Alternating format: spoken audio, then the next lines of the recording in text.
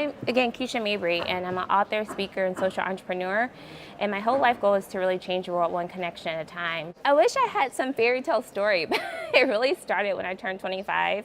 I had a quarter-life crisis, and I was trying to figure out my life. I wanted to shortcut my journey, and so I figured if I met with 100 people in 100 days that kind of like had already figured out this thing called life, I could shortcut mine. And so that's how it started. I started off, as I said in the TED Talk, reaching out to our local Chamber of Commerce. They introduced me to a few people and then even invited me to this conference with like a lot of leaders. And I just ran around the conference meeting people and would ask them one story, like what's your story? Well, one question, what's your story?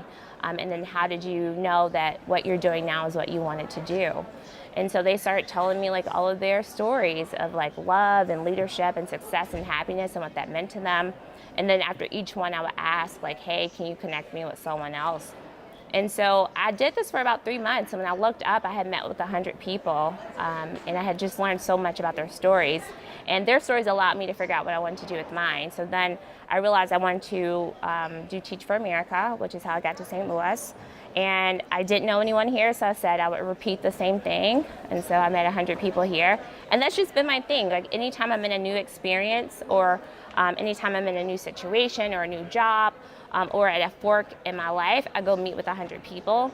And then after talking to them, I somehow have a revelation of what's next. And so through those meetings, again, it's almost 500 at this point, I've learned a lot about like how do you connect with people that are different than you. I've learned a lot about people's stories, people's truths.